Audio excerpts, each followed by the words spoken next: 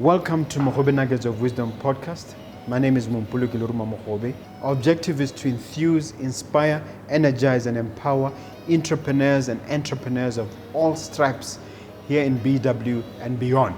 We do so by inviting these entrepreneurs into our makeshift studio. Sometimes we call them to the restaurant, sometimes we go to our studio, and we ask them to share their experiential knowledge, their experiences and their expertise, and we ask them as many questions as we can, aimed at empowering you also as a viewer.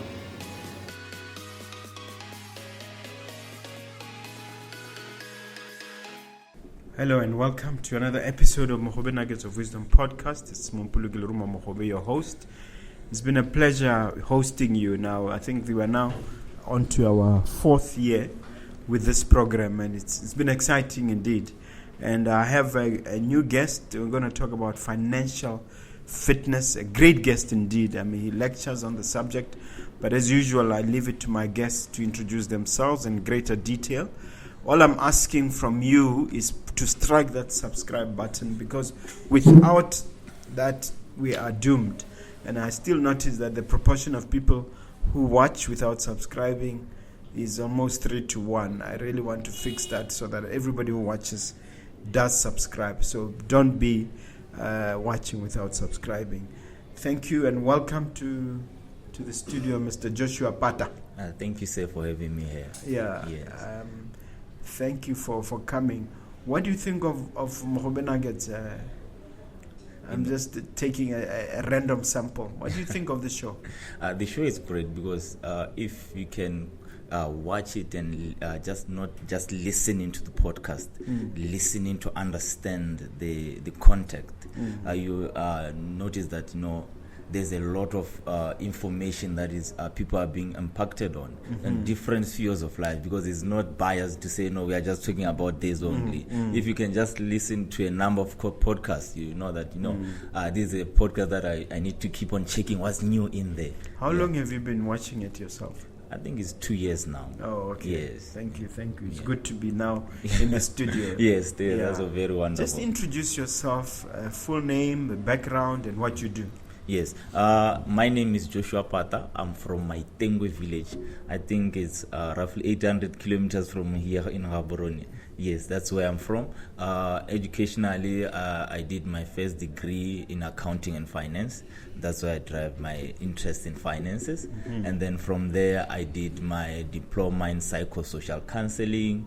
I did another diploma in human resource. And then I did another diploma in higher education. From there, I proceeded to do my master's degree in business administration. Right now, I'm battling with my PhD that hopefully I'll be defending next year. Wow. If things goes according to plan. And I work as a lecturer, more especially in business-related subjects. But the one that I love most, that I'm always into, is financial management. Yeah, that's what I do. Your master's and your PhD are on what? My master's is in business administration general. Yeah, MBA. Okay. Yes, and then my PhD right now is on leadership and strategic management. Wow. Yes. Sounds very, very exciting. Yes. Why did you gravitate towards finances? What really attracted you to that? At first, when growing up without mentors, without people who can advise you, we all knew that being an accountant, you're going to be earning a lot of money. So that's when I chipped into doing accounting and finance to say, okay, I'm not going to be an accountant. I want to make money. I want to be rich. But along the way, that's when I noticed that, being an accountant, being in office, that's not my thing. That's when I started now developing myself into being somebody who can teach and train. Because I didn't want to say I've wasted my time in the varsity, because I did learn at the varsity. I had the content. So what can I do with the content? That's when I started my journey in lecturing, which I resumed in 2016 till now. Yes. Where did you start lecturing, and why are you lecturing now? I started at Naledi Training Institute still here in Gaborone, and then I went to Gaborone University College of Professional Law and Studies. And last year, I was fortunate. I did a part-time job as well as the University of Botswana, still lecturing. Okay. Yes. On a scale of 1 to 10, how well are we doing as Botswana in managing our finances, or in terms of assessing our financial fitness? On a scale of 1 to 10, where would you put us as Botswana generally? We are at 4. 4 out of 10. Okay. Looking at the majority of people. Why do you say that? Looking at how people, behave when they have money. Looking at people, how people live, more especially after retirement. That will tell you that we are way much below average. Yeah, that's what I'm saying. Usually I look at people who have graduated and people who are still actively on work. Would you say we are below the continental average, or how do we compare internationally? We are even continental. We are low, but usually I see some statistics online to say Botswana, when it comes to financial literacy, they are on number. Is it number 6 or 7 in Africa? But when I look myself, what is happening on the ground, I think I bear to differ with the statistics, because looking at what I was saying, the way the life people after retirement, and then the life of people while they are still actively on work getting their salaries. Yes. You yourself, would you say you are financially fit, and how did you achieve that fitness? Yes. It started by me being, I used to be somebody who is too independent.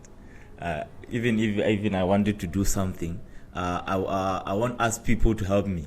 I'll strive, I'll save for it, and do whatever that I wanted to do.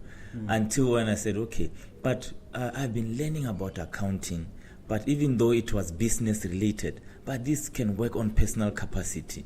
That's when I started now to read more about finances, to read more how to understand what money can do better for me and what money cannot do for me.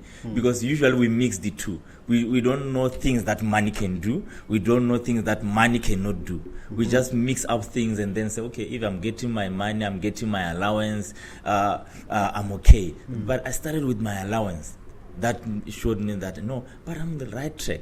Because usually month end I'll be having some few tables. I won't miss school saying I don't have money to go to school, but I had nobody to beg money from.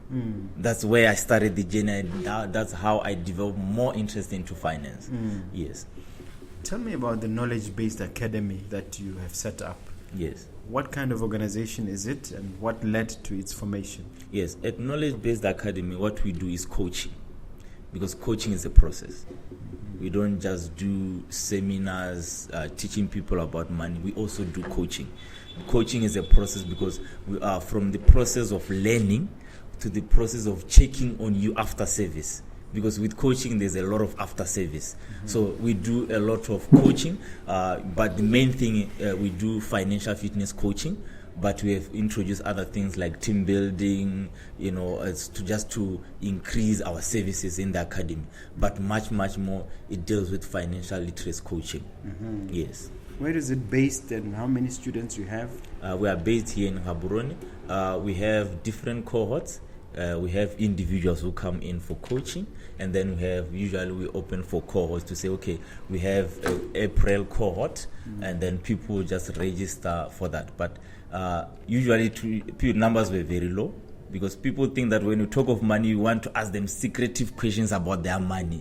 That's why people at first, they were not much interested, but now thought it's a personal it's personal issues. You are interfering. Yeah, you are interfering into their personal finances. But nowadays, people are getting the light to say, but we need this knowledge for us to be successful. For me to accumulate wealth, I need this kind of knowledge. That's when we have more people. But unfortunately, I'm getting older people in my classes compared to young people. You mean people in their 50s or 60s? Usually people from their early 40s, more especially those who are about to retire. I have a lot of people who are about to retire signing in.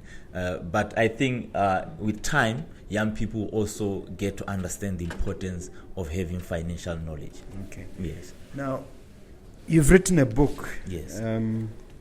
Called, I think I'm showing it to the camera here. Yes. financial fitness. Yes. What was the impetus for the book, or what was the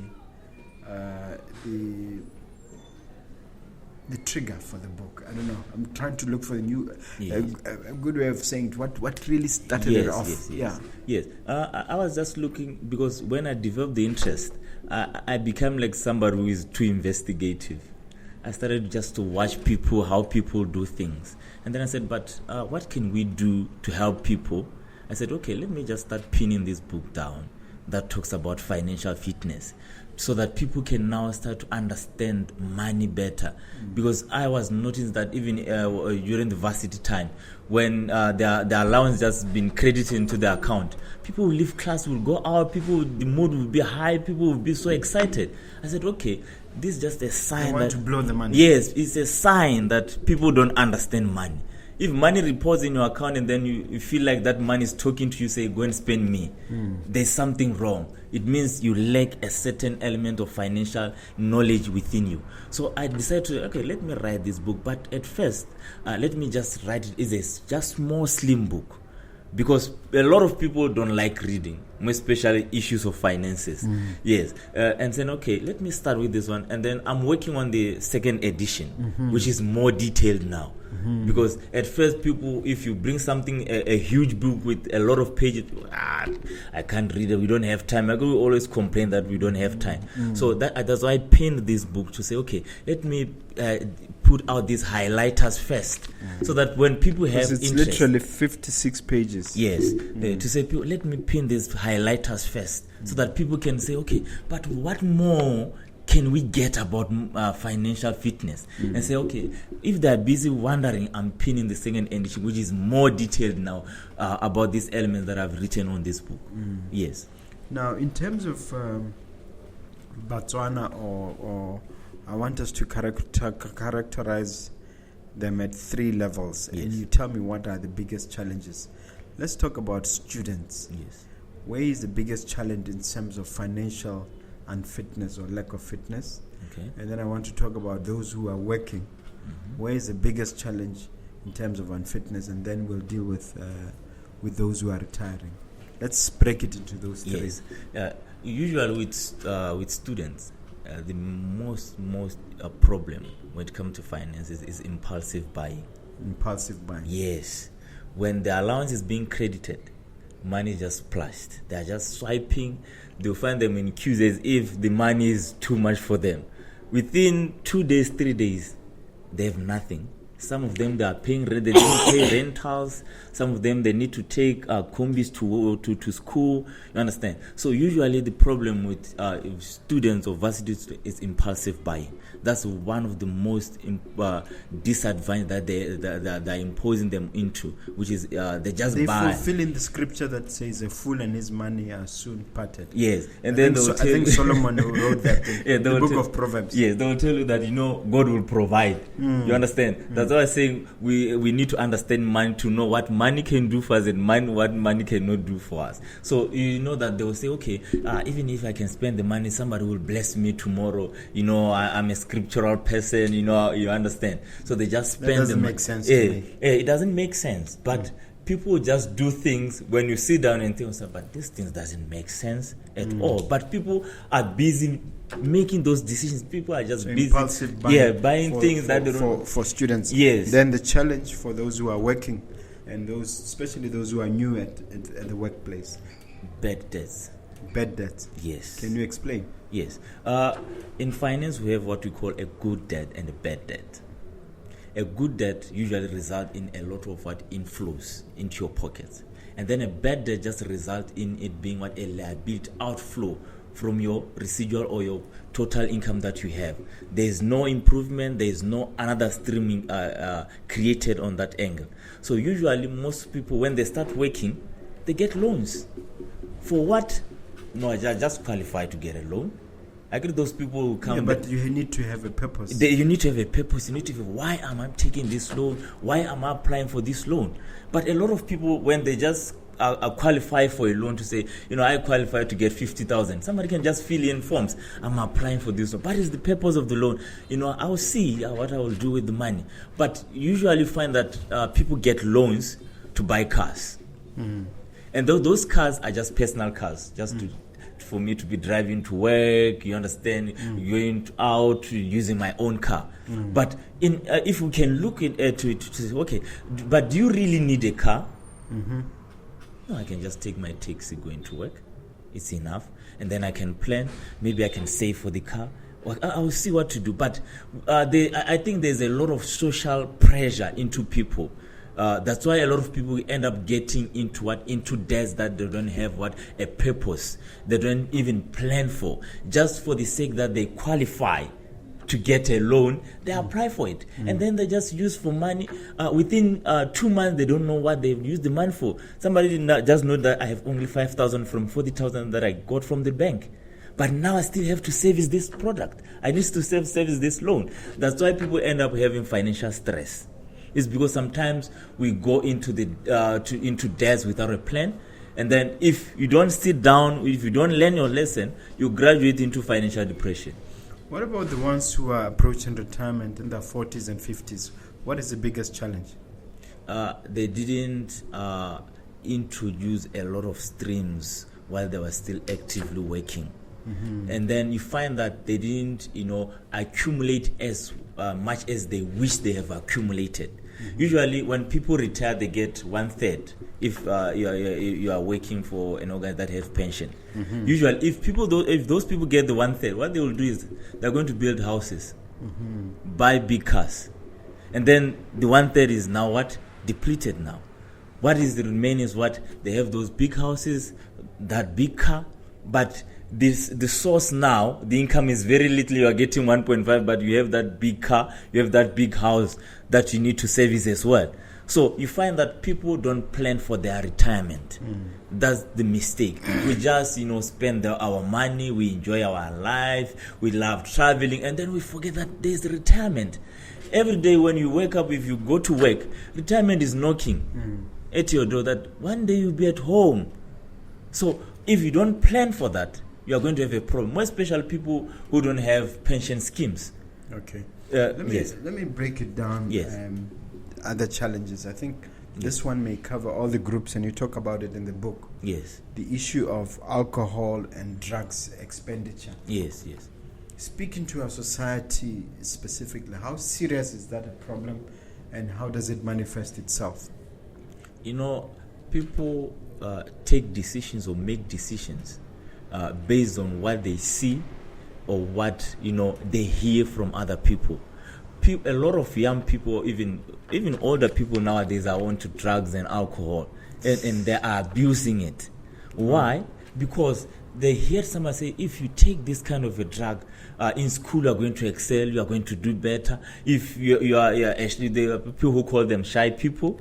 If you can take this kind of a drug and then go to class, or there's a presentation at school, if you take this kind of a drug, my friend, you are going to ace that presentation and get marks.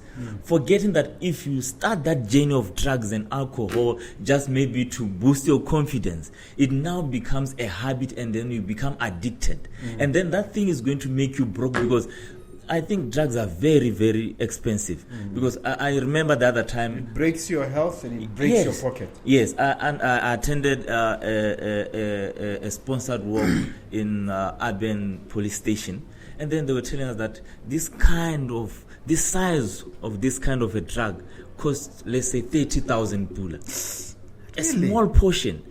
And then I was wondering if people are really spending this much into something that, according to me, so tiny. Yes, to me, it doesn't give them any benefit at all. But people are spending. It kills them. Or then they will tell you that your health is your wealth, but they are killing themselves.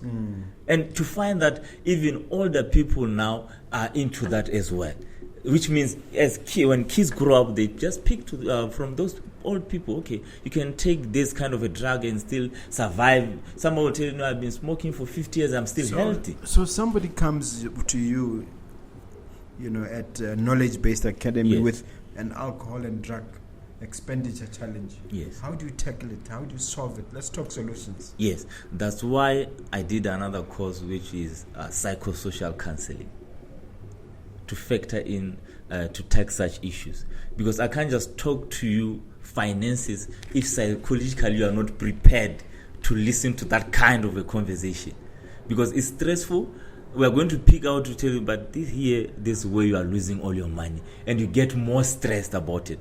That's why I ventured into what psychosocial can, just to try to be somebody who can speak to you, try to deal with your emotions first before we can go to the actual basis of your finances to say this is where the lapse is, this is where the problem is. So with that psychosocial content and skill, I start by counseling people first, give you that counseling, but I package it in relation to your finances. I don't just give you a holistic counseling like somebody who has like a breakup in a love relationship. No, I design it to suit you so that when I talk about money, when I talk about budgeting now, you are ready to listen to me, but to say, but budgeting is important.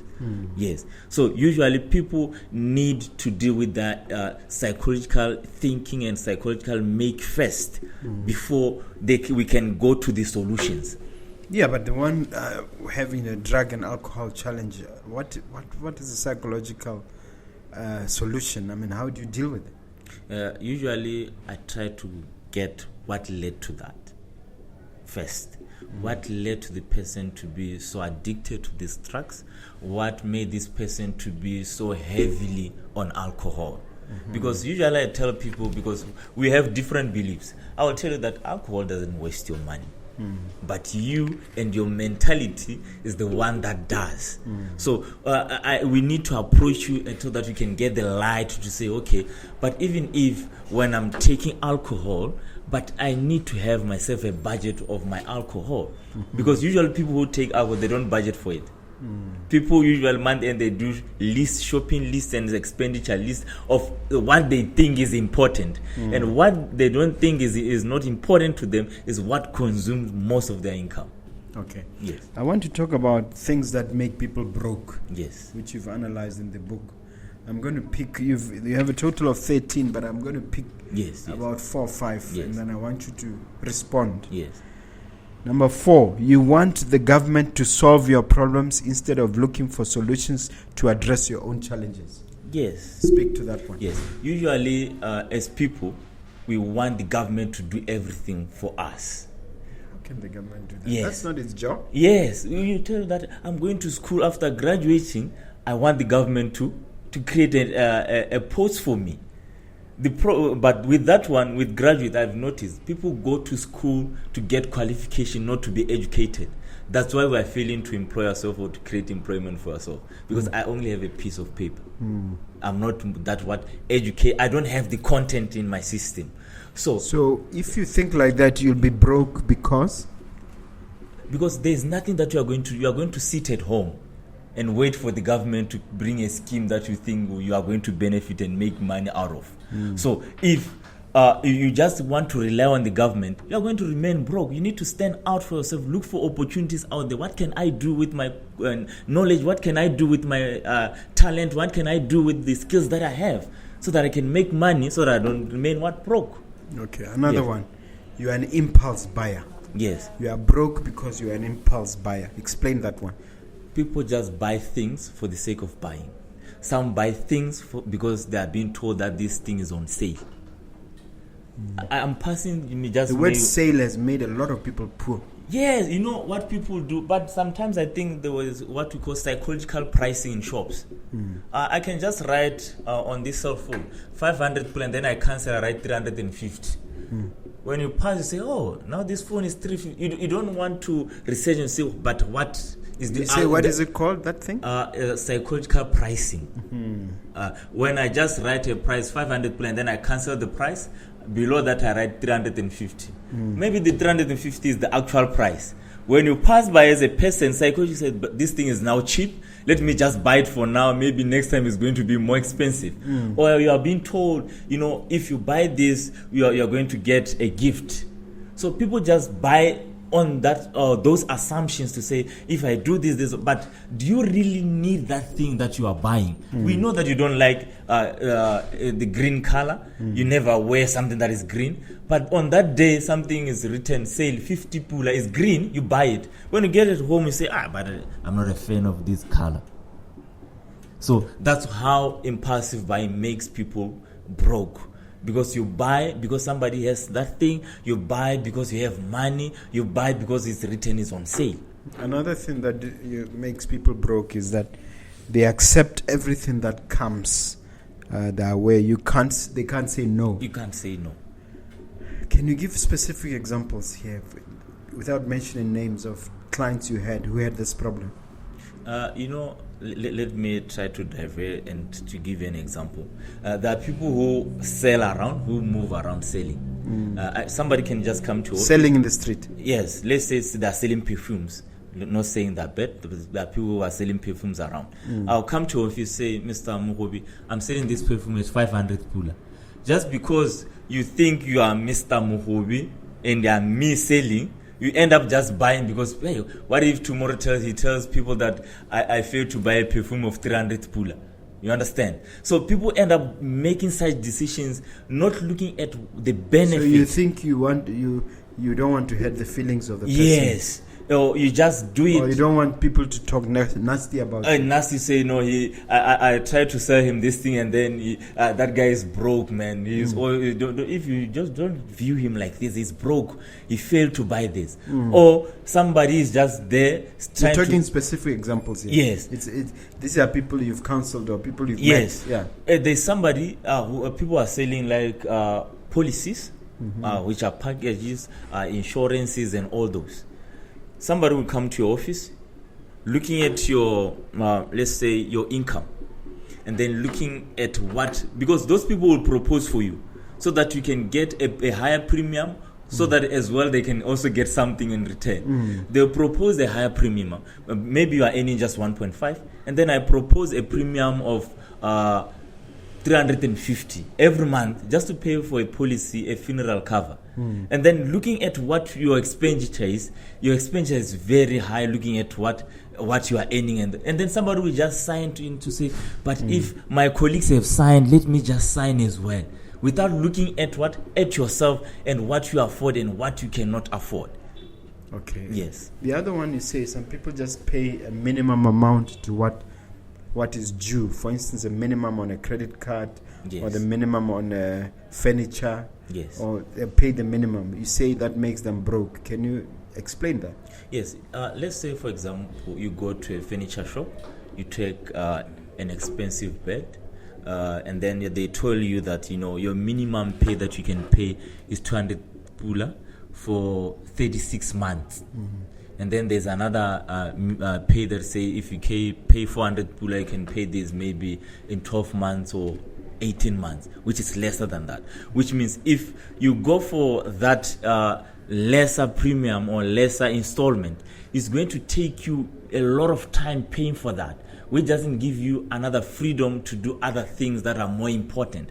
But if you can pay a larger sum, looking at what you afford and then your surplus amount after preparing your budget, to say, but I have this uncommitted amount after my savings and after this, let me just pay so that I get rid of this and then I get into another thing so that I can move on with life. But as people, we love these lower premiums and then we take years paying for those. Yes. The other thing that makes people broke is that they don't invest. Yes. Why does failing to invest leads to you being broke? Usually, people, when we talk of finance, people confuse saving and investing. People think that just saving your money in that account, it will work for them in the long run. But forgetting that a savings is not for your growth. You save for a purpose. And your savings need save to invest. Yes. You save to say, I'm saving to buy a cell phone. I'm saving to invest in this kind. I'm saving to buy shares. I'm saving to do this. You see, you have a purpose and why you are saving. But a lot of people are just saying, I'm saving money for the rainy days. There is nothing like that. Rainy days goes to what we call an emergency fund account. So usually people don't want their money to work for them, because with investing, you are allowing your money to work for you now. Because usually when you are just keeping your money there, you are keeping it safe. Yes, it's safe in the bank, you have saved it, but it's not working for you. But with investing, you are allowing that little 50 pula that you have to work for you. You are allowing that 50 pula to multiply from being 50 pula into being a 60 pula. So if people can understand that, investing is all about me allowing. So how does it make them broke, failing to invest? Because usually if you don't invest, it means your income is limited. Your salary will always be limited, or your income is always limited. But when you start to invest now, you are moving out from that bracket of being broke, of you having no money, because there are different stages of financial. What role does inflation play in all of that? Or if you are a saver as opposed to an investor, or if you don't save at all, which is worse, because there are three categories: either you're not saving at all, yes, or you are just saving and not investing, yes, or you are doing both, saving and investing, because you need to save in order to invest. Yes. So, what role does inflation play in those three situations? Just to break it down, when we talk of inflation, usually the negative part of it is that it devalues the money or the currency that you have been saving. That 100 pula that you saved, now it's like you have saved 50 pula, which means it loses value if the inflation rate increases now. So if you invest, you curve that. Even if there's going to be some issues that can lead to the inflation rate to be volatile or to change, but still I can still cater for those changes with my extra income that I'm making with my investing. I always tell people that you can just start by what we call, just to make it a simple word, a side hustle. You are making your salary, you are getting your 2.5. Do a side hustle. Sell fat cakes at work. Bring a bucket of fat cakes. Bring a bucket of sweets. People will be buying that's another hustle. You are creating something to boost your income. Another way of answering this question is telling, if I ask you, what are the characteristics of a financially fit person? Can you define 5 characteristics of someone you saw and said, this person is financially fit? Because 1, 2, 3, 4, 5. They operate on a budget. They don't just prepare it. They stick to it. They have what we call a saving pocket, which they drive from the budget, which is there in the budget that I'm saving 500 pula every month. That person is not an impulsive buyer. That person doesn't feel the pressure of the social activities, what people do with their money. That person has a vision, or that person is on investing some of their surplus cash on their budget. That's when we can say that person is financial fit, because that person has a roadmap. Because people think financial fitness is you having millions under your pillow. Is you having a proper path to say, this is where I'm going, this is what I want to achieve. Because you start with financial security if you have a job, and then you go to financial fitness, financial freedom, when you can buy those little ones in your life, and then financial dependence, where now you have a lot of surplus cash with you and a lot of investments. So then what is the key difference between financial freedom and financial fitness? Yes, if you are financial fit, it means now you have that freedom. We can't separate the two. Because if you are fit, you have that freedom to say, okay, even if I'm going to spend this, let's say, on my health, I won't feel that much of the pinch in my pocket. Because usually if you don't have the freedom, if you even buy a pack of maize, you feel that, hey, I have spent here. You feel for yourself. But if you have surpassed that stage now, that's when you say you have the financial freedom, because you can do other things. You can acquire some of the wants even though you are working within a budget. Yes. So some people incorrectly believe financial freedom means the freedom to spend at will and to go anywhere and enjoy any luxury you want. That is not financial freedom. That's not financial Why? freedom. Because by so doing, usually people take like traveling, entertainment to say it's financial freedom. I can just borrow money and go and do travel. I can just borrow money and go to Sun City. I can just borrow money and party. Does that mean I'm financial fit? That's where usually people get it wrong. Because people do things so that people can assume that they have money, so that people can assume that they are wealthy. But the point is, that's not the point. The point is for us as people to be wealthy, is for us as people to accumulate wealth. Not look as if we have wealth, we have money. Yes. Now, speaking to your own life story, where would you say was your aha moment? Or better still, let me ask it this way. Can you give an example of when you became fit? In other words, this is what I was doing before my fitness. Okay. This is what I'm doing now that I'm fit financially. Yes. At first, I was just depending on my salary. Me being the lecturer, since I started my career, I have never done anything.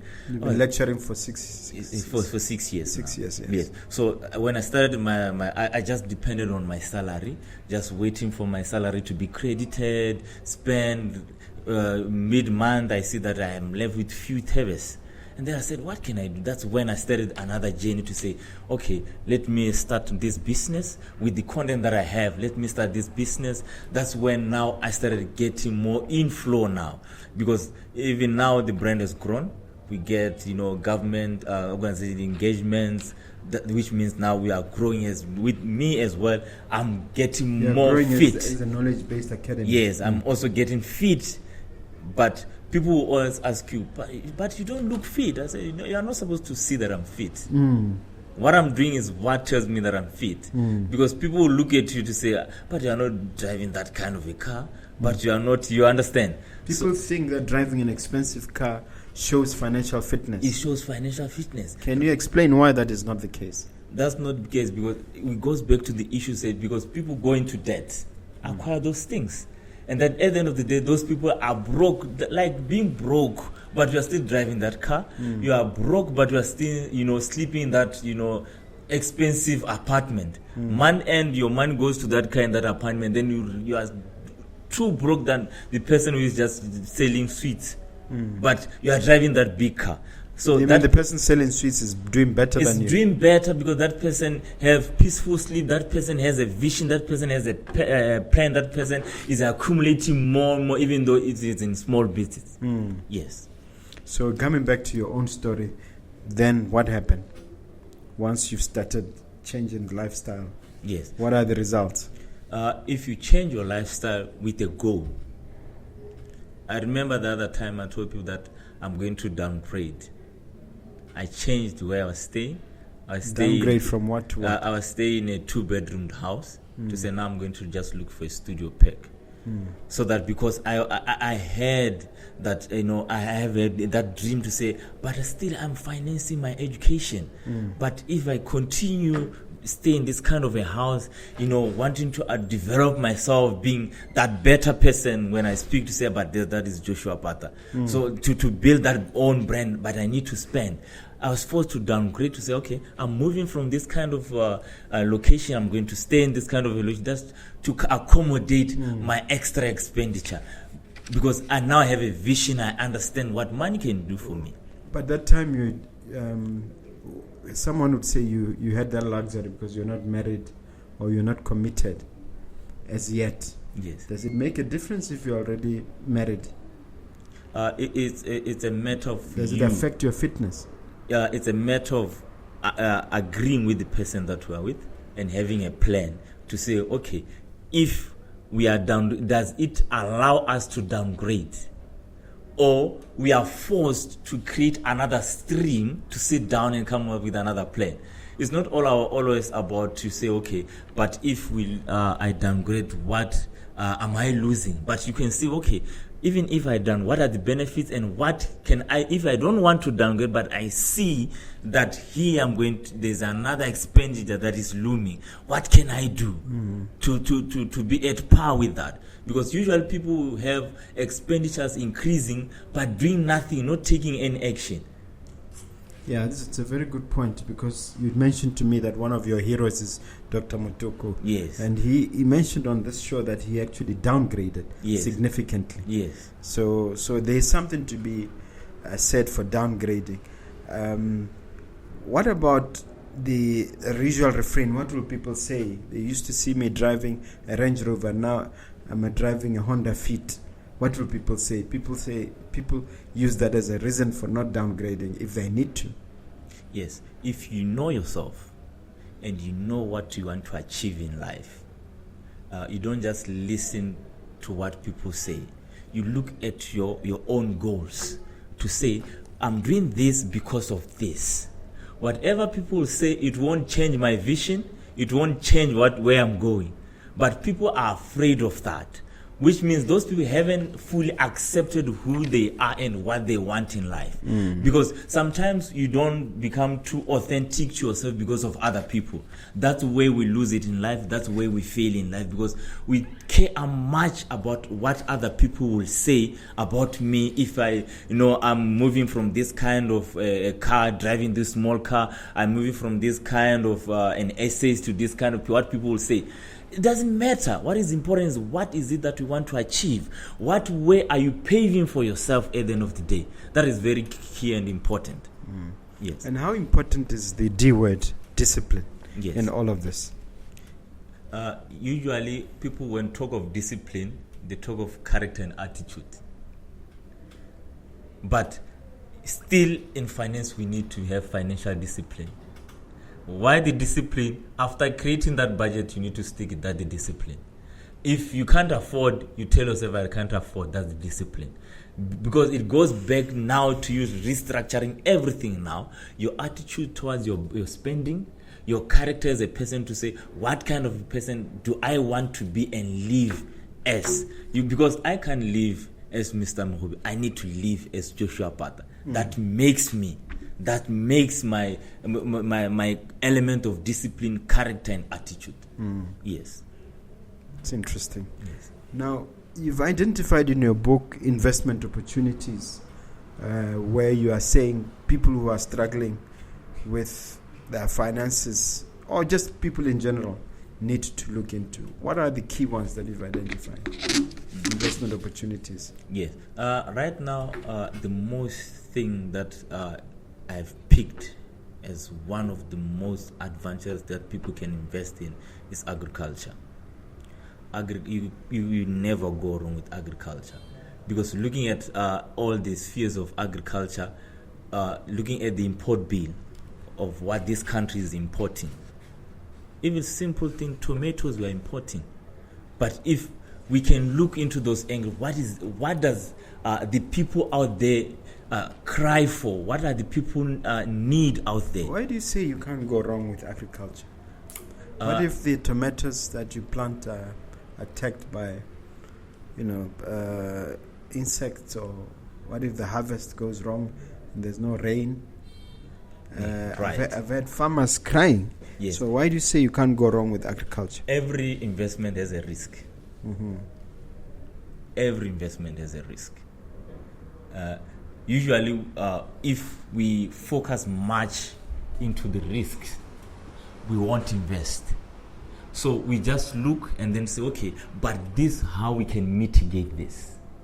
If I go for tomatoes, because I love reading as well, I was reading an article in Uganda. That guy was saying, you vary your planting. You plant other seeds today, you vary them with weeks. Because the insects, they don't come for, let's say, for the whole week, to say they are certain, say, okay, at this they have stage, a lifespan. They have a lifespan. You know what? If they attack seedlings of week 1, I have other weeks to sustain me. That's why I say you look for ways to mitigate, not forgetting that there are risks that are imposed in every investment. Yes. And apart from agriculture? We have consultation. What do you mean? Consultation businesses. Looking at like coaching, services. Yes, services that people, because usually people will say, okay, I can't invest in that kind of a business because I don't have resources. But you have your skills.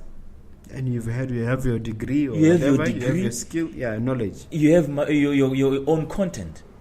Because I always tell people that with my accounting knowledge, I can do consulting without, even if I don't get a job to say, Mr. Pata, come and lecture this module.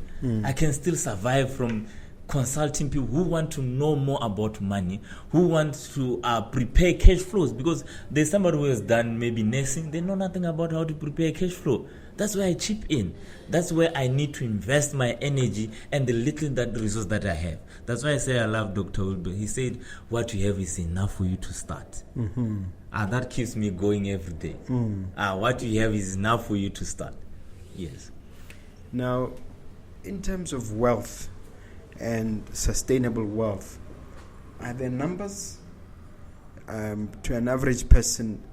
Can we talk numbers in terms of what constitutes reasonable or a minimum, and is there an allocation system where so much cash versus so much in property, so much in shares? Is there any kind of formula that you've come up with or you've studied? Usually, let me talk about wealth accumulation. There's what we call wealth accumulation plan, which have what we call a capital structure into it.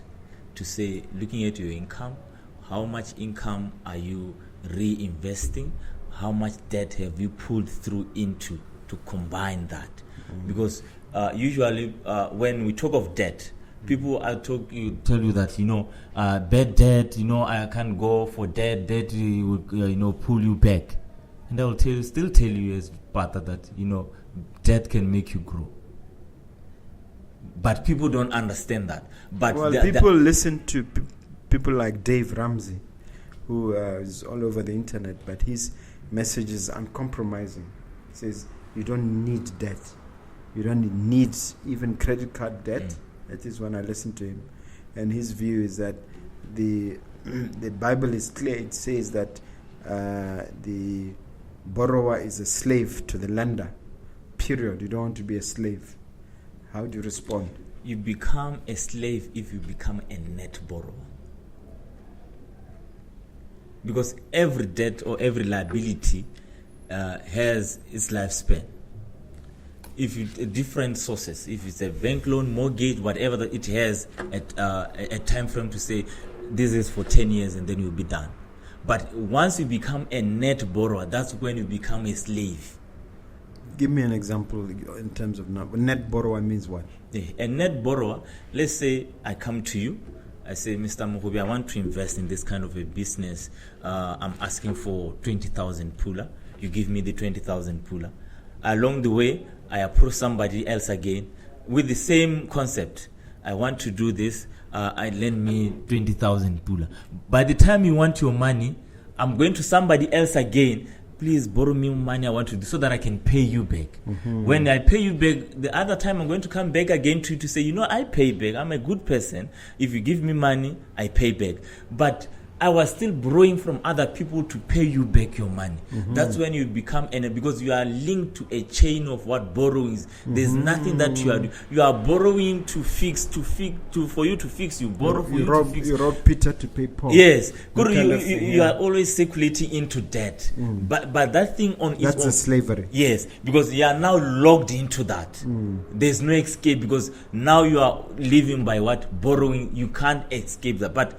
You can only escape when you meet a financial advisor like you. Yeah. If you sit down to now, get out of debt, right? If you sit down and plan to say, what can I do to move out of this slavery?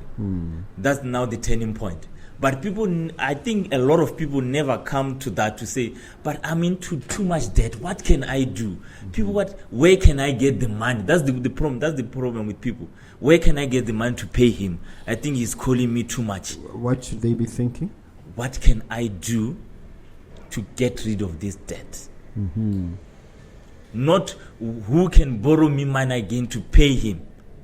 What can I do to facilitate or to service this debt so that I do away with it and then I sit down again? As I was saying, the problem is we borrow money for things that doesn't add value in most instances. If somebody can call you, Mr. Pat, borrow me 200 pula, I want to, fix my passport, I'm going to Sunset. Why do you want to go to Sunset?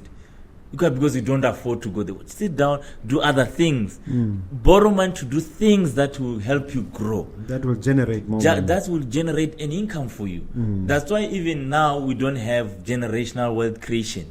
Because we just create to spend. We create to spend. We don't have systems that can control our spending and investments and savings on ground. Hopefully there are some exceptions here and there. Yes. In the country. Yes, there are certain when you can just read other people's profile to say, but I think there's light, because you can't get the actual picture. You can just look for a distance from a distance to say, but with that gentleman or that wonderful lady, but I think there's light. There's traction. Unless they sit with you down to say, but this is what I'm doing, this is what is happening, and say, but there are certain people who are making it out there. There are people who are actually building wealth on a clean slate that you can say this person is building wealth. Suppose someone is listening to you and they are really, really in dire straits, broke, bakumamu sort of thing. Yes. Very, very serious. And they have credit card debt, they have personal debt, and they are just on the edge of collapse. What strategies can you advise for people to pull back? And I've heard of various debt recovery schemes, and I wonder whether you're able to share your knowledge there. We need to look at your expenditure as a person to say which expenses or expenditures do you think that they are just consuming your income without any benefit, or they are just there, you are just paying for them. To say, okay, let's start there, let's reduce some of the expenditure to create so that we can have a surplus, because you can't have a salary where your budget is intact, we don't even have a surplus. If you're spending 2,000 pula, your budget is 2,000 pula. That is very wrong. So we need to sit down, restructure, so that you can have a breather to say, okay, with this breather, I can tackle this amount of debt. I can start, doing this. The problem with people is that they don't talk. If I'm owing you, I need to speak to you, have an agreement, and make a proper payment scheme. If, let's say, I was retrenched at work, right now I'm just living by just doing some, hand-to-mouth activities, I need to come sit with you down. Mr. Mogobe, this is what is happening. My expenditures have done, but I think we need to sit down and plan. I need to be paying 200 pula instead of 500 pula now. But people live and hide so that then their debts accumulate. And then from there now they're afraid even to go out of the house. That's one of the issues and problems that we are facing as people. We don't get out there to speak. Because we think, as we were saying, what people will say. Not what people say. If I come to him to say that, now I'm very low nowadays, I can't make it. Let's restructure. That's very interesting. I find that very, very interesting. Now, still talking to our people, because the purpose of this show is to help somebody. I've been teaching my mentees the following system, where I say, out of every 100 pula, that you receive as income, you should divide your spending into 50% for necessities, things like mortgages and travel. And I've been saying to them, then you put 30% for savings and investments. In other words, things that you are going to invest in the near future as well as savings. 30%. And then only the remaining 20% for luxuries such as going to restaurants, going on holiday, and so on and so forth. And if you don't immediately have enough on each category, if you have the discipline to save over time, you will eventually be successful and will eventually be financially fit. Where am I wrong in that advice, and where am I right in giving that advice? Right. The advice is okay. So we are going to look on individual basis now to say, okay, more especially looking at the 20% For leisure. to say, okay, but looking at where I am now, should I reduce from 20 to 10, or let me take the whole 20, let's say, for saving and investment for a certain period of time? Saving and investment is 30. Yes, 30. Yeah, Yes. 20 is for leisure. For leisure. Yes, that 20 for leisure, you look at your circumstance to say, okay, this is the current situation that I'm in right now. Is it okay with me? I can just go for leisure, I can go for restaurant. If it's okay, that's okay. But if you see that, okay, but still, I'm trying to look at that, but I'm failing to achieve what I want to achieve, we can say, okay, let me go to from 30, let me make it 40 and then 10 for leisure. So it's adjustable. It's adjustable, looking at the situation and what you want to achieve at that time. It's not something that you can say, okay, let me fix it for 2 years. You can for let's say for 3 months, let me adjust for 3 months, let me reduce this. So your point is allow for flexibility. Yes, allow for flexibility, looking at what you want to achieve. Yes, but whatever that you want to achieve should be in line with your goals that are very important or important elements of your life. Let's say somebody proposed that there's a trip to go to UK, and you are here. You can't just say, let me adjust, I want to reduce my saving because my colleagues are traveling. You look at something that you see that this thing will help me grow. This, if I adjust this way, I will be able to achieve my financial fitness. Yes. Okay, that's a very interesting way of looking at it. I was influenced in this thinking by the book The Richest Man in Babylon. Yes. But I adjusted the numbers a bit. Yes. What do you think of that book, and are there any other books apart from your own that you recommend to people? Usually for starters, because when I look at that book, everybody can get the concept. It's only 87 Pullet exclusive book. Yes. Very cheap book. The problem people don't like buying books. Yeah, but so we have to change that culture. We need to change. On your birthday, people need to change. They need to get you books instead of buying cups. For what? Cups and flowers. And flowers. So we need to change. So I was saying... So that we officially announce to people who are watching that on Mogobe's birthday and on Pata's birthday, books. Books. Okay, all right. Yes. I think that is clear. Yes, because people, we need to develop ourselves. Because without reading, you can't expand your thinking. Yeah. Because there are certain things that you need to unlearn, relearn, you understand, to refocus and everything. But you can do that if you are reading, you are doing. But people always complain that they don't have time. But saying that is a myth, according to me. Yeah. And what are your recommendations apart from The Richest Man in Babylon? Yes. And your book, Financial Fitness. Financial I take it you are recommending those two. Yes, everybody need to get this copy. Yes. I was saying the Rich Dad Poor Dad. That book for everyone. Robert Kiyosaki. Yes, that book is very simple to understand, more especially for somebody who is just beginning to try to understand this issue of money, because it lays a clear foundation to say, but this is what you can do, this is what you can do, so that tomorrow you can have 10 pula in your pocket, not always crying that you don't have money. We have money.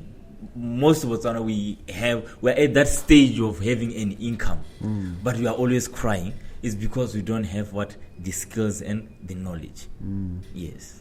All right. Now, I want us to talk about your future prospects in terms of your brand. Yes. I'm here thinking of, Joshua Pata and, and the company, Knowledge-Based Academy.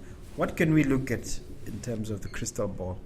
What does it show you? 10, 15, 20 years?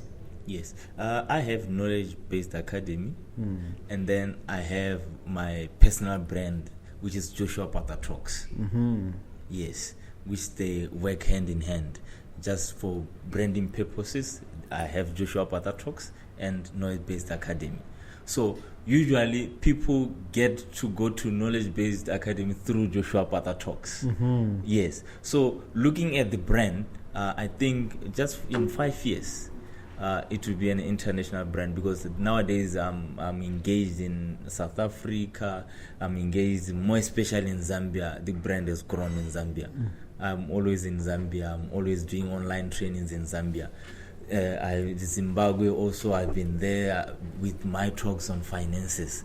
So giving myself this time frame of 5 years, it will be a global brand that has value, that is going to attract an income, because value attracts income. Yes. So as I've been trying as well developing myself, because usually sometimes we look at money and then we forget about ourselves, because I'm one of the assets of the business, you understand, because I do the speaking.